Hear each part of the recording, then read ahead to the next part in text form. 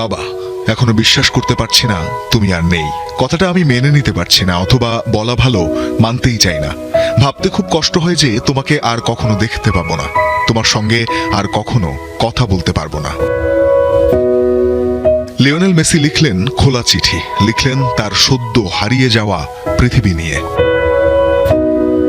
তুমি আমাকে বারবার বলেছিলে আরেকটি বিশ্বকাপ খেলতে। বিশ্বকাপ শুরুর কয়েকদিন আগে তোমার শারীরিক অবস্থার অবনতি হলো।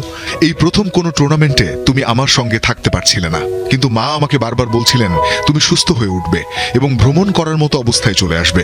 আমি তোমাকে বলতাম আমরা ফাইনালে উঠব, যাতে তুমি সেখানে আসতে পারো। প্রতিটি ম্যাচের পর আমি তোমার বার্তার অপেক্ষায় থাকতাম আর তোমার SMS খুব মিস করতাম। তখনই বুঝতে পারলাম পরিস্থিতি আসলে কতটা গুরুতর।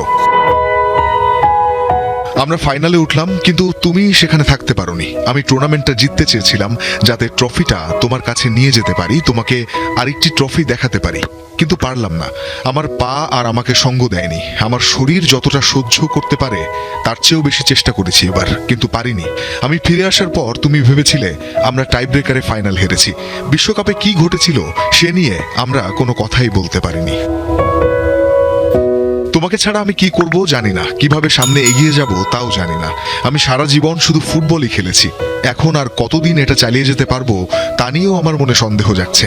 একদম শুরু থেকেই তুমি আমার পাশে ছিলে। শেষ সময়টার তো আর সামান্যই বাকি ছিল। কেন আর একটু অপেক্ষা করতে পারলে না? তাহলে আমরা দুজন একসঙ্গে শেষটা দেখতে পারতাম। আমি জানি তোমার আনন্দ ছিল পরিবারের ভালো থাকার মধ্যে, তোমার স্ত্রী, তোমার সন্তানদের ভালো থাকা, আর সবার অজান্তে সবচেয়ে বেশি সুখ পেতে আমাকে খেলতে দেখে। তুমি ছিলে আমার বাবা, আমার বন্ধু, আমার এজেন্ট। কোন মুহূর্তে তোমার ভূমিকা কি হওয়া উচিত তা তুমি খুব ভালো করেই জানতে। আমি তোমাকে খুব মিস করব বাবা, কিন্তু তুমি সবসময় আমাদের সঙ্গেই থাকবে। বিশেষ করে আমি যাব। শান্তিতে থেকো বাবা, উপর থেকে আমাদের দেখে রেখো, যেমনটা এখানে থাকতে সব সময় রেখেছ। সবকিছুর জন্য বাবাকে ধন্যবাদ জানিয়ে খোলা চিঠির শেষটায় মেসি লিখেছেন, আমি তোমাকে ভালোবাসি বাবা।